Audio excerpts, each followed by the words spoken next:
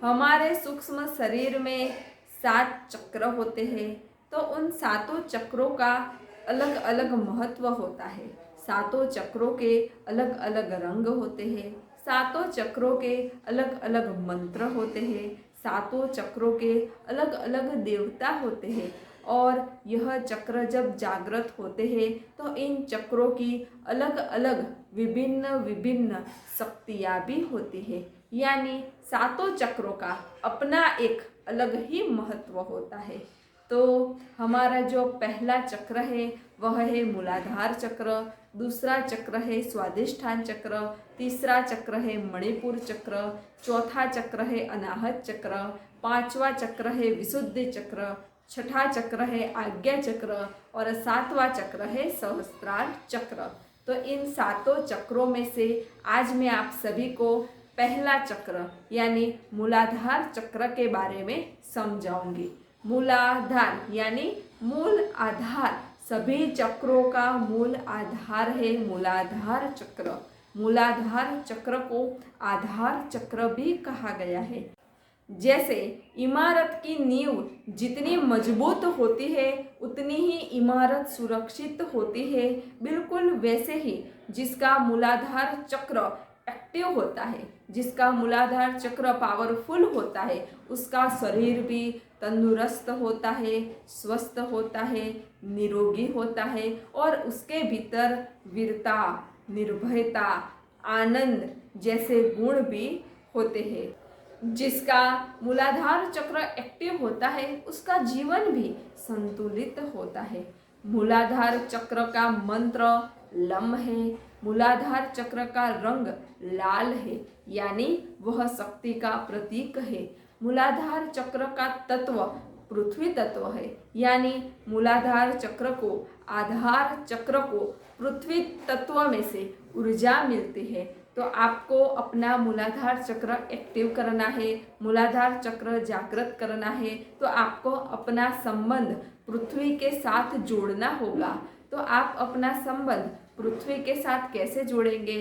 तो आप हर रोज सुबह गार्डन में चलने जाएं, खुले पैर घास पे चले, फिर आपके घर में छोटे छोटे पौधे रखें जिसको आप हर रोज जल पिलाएं और उन पौधों की देखभाल करें, जिससे आपका संबंध पृथ्वी तत्व के साथ स्थापित होगा। मूलाधार चक्र के देवता श्री गणेश है। तो जिस साधक का मूलाधार चक्र एक्टिव होता है उस साधक की आंखें गणेश जी के जैसी सूक्ष्म हो जाती है, यानी वह अपनी सूक्ष्म आंखों से सभी में आत्म तत्व के दर्शन करने लगता है।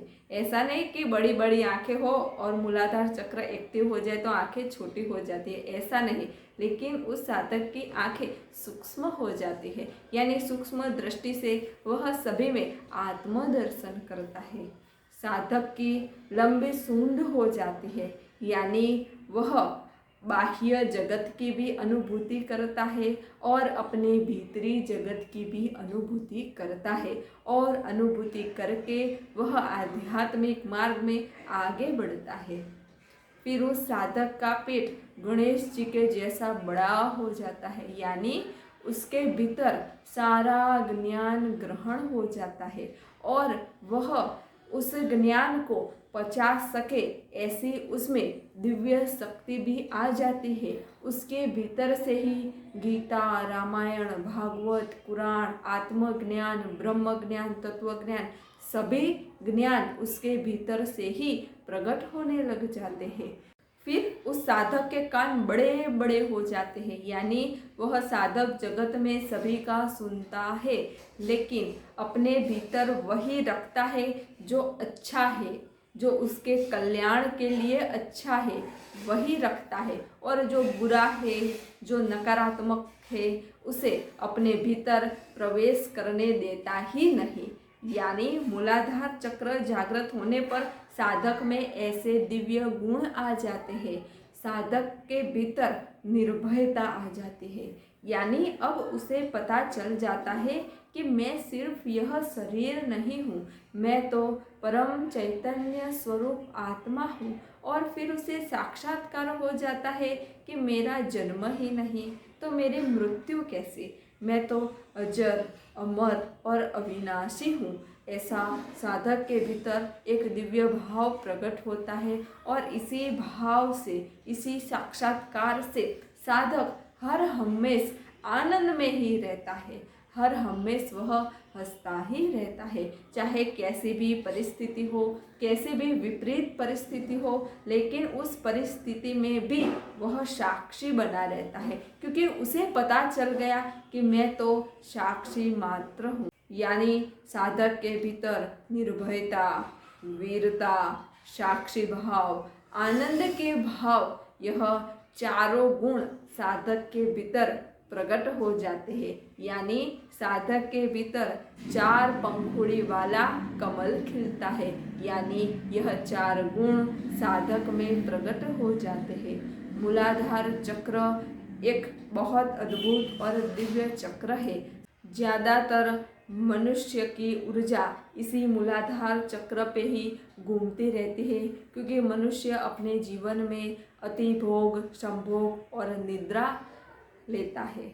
इसी के कारण यह ऊर्जा वहीं पड़ी रहती है। लेकिन जो साधक ध्यान मार्ग में होते हैं, आध्यात्मिक मार्ग में होते हैं, वह इस ऊर्जा का रूपांतरण करते हैं और इस ऊर्जा को गति देते हैं ऊपर की ओर, जिसे यह ऊर्जा गति करती हुई 7 चक्रों को एक्टिव करती हुई अपने मूल स्थान सहस्त्रार तक जाते हैं। यानी आपके पास ऊर्जा है ही, लेकिन आपको उस ऊर्जा को गति देनी है, दिशा देनी है और उस ऊर्जा को परिवर्तित करना है। यह चक्र जागृत करना आसान बात नहीं है। किसी किसी का थोड़े समय में जागृत हो जाता है, किसी किसी को तो बहुत सारा समय लग जाता है और किसी किसी को तो पूरा जन्म चला जाता है, लेकिन फिर भी यह चक्र जागृत नहीं होता, क्योंकि सिर्फ ध्यान साधना करने से ही यह चक्र जागृत नहीं होता। इसके लिए आवश्यकता है कि आपके जीवन में कोई प्रगट सद्गुरु हो, आपके जीवन में शुद्धता हो, आपके जीवन में पवित्रता हो, आपके जीवन में निस्वार्थ भाव हो, आपके जीवन में सबका कल्याण हो, ऐसी शुद्ध भावना हो। अगर आपके भीतर ऐसे दिव्य गुण होते हैं तो बहुत जल्दी से आपका यह चक्र जागृत हो जाता है। तो मूलाधार चक्र जागृत करने के लिए अपनी दृष्टि शुद्ध रखें, अपनी वाणी मधुर रखें, अपने विचार सकारात्मक रखें, अपने भीतर बुरी कोई भी भावना न रखें, सबका अच्छा हो, कल्याण हो, ऐसी ही अपने भीतर शुद्ध इच्छा रखें, तो आपका यह चक्र जागृत हो सकता है। तो जब यह चक्र जागृत होता है तो आपको ध्यान में बहुत सारी अनुभूतियाँ भी होती हैं। जैसे कि आप ध्यान में बैठे हो तो आपको अपने भीतर एक दिव्य ऊर्जा का अनुभव होगा। फिर आपको ऐसा लगेगा कि जैसे भूकंप आ गया, आपका शरीर थोड़ा हिलने लगेगा, ऐसा भी आपको अनुभव होगा।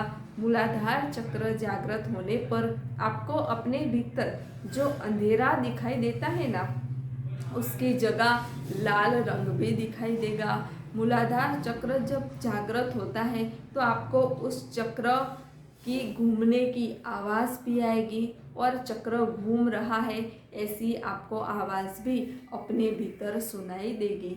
जब साधक का मूलाधार चक्र एक्टिव होता है तो साधक को अपने भीतर एक असीम ऊर्जा का, एक असीम आनंद का अनुभव होता है।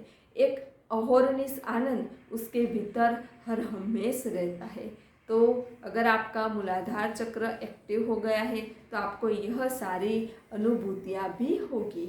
और अगर आपका मूलाधार चक्र एक्टिव नहीं हुआ है तो आपके भीतर कई सारे ऐसे अवगुण भी होते हैं, जैसे कि आलस्य, डिप्रेशन, अपने भीतर आत्महत्या करने का विचार, बहुत नकारात्मक भाव, मैं कुछ भी नहीं कर सकता ऐसी भावना, सबके प्रति राग द्वेष की भावना, सबके प्रति ईर्ष्या की भावना, अगर ऐसी भावनाएं, ऐसी स्थिति आपके भीतर है तो समझ लीजिए कि आपका मूलाधार चक्र एक्टिव नहीं है।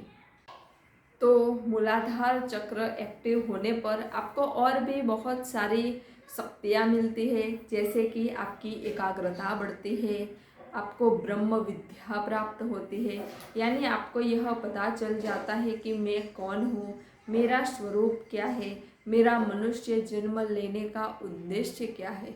यह सारा ज्ञान आपको अपने ही भीतर से मिल जाता है। तो मूलाधार चक्र एक्टिव करने के लिए नियमित ध्यान, साधना, मेडिटेशन करें और अपने भीतर दैवीय गुणों को बढ़ाएं, जिससे बहुत जल्दी से आपका मूलाधार चक्र एक्टिव हो जाएगा। मेरा मूलाधार चक्र कैसे एक्टिव हुआ और मूलाधार चक्र एक्टिव होने से मुझे अपने भीतर से क्या क्या अनुभूतियाँ हुई, उसके आधार पे भी मैंने एक वीडियो बनाई हुई है, तो उसकी लिंक भी मैंने डिस्क्रिप्शन बॉक्स में दी हुई है। तो अगर आपका ध्यान के बारे में कोई भी प्रश्न हो तो आप मुझे कमेंट में लिख के भेज सकते हैं, मैं आपको उसका उत्तर ज़रूर दूंगी। नमस्ते। सब घटवासी परमात्मा को प्रणाम।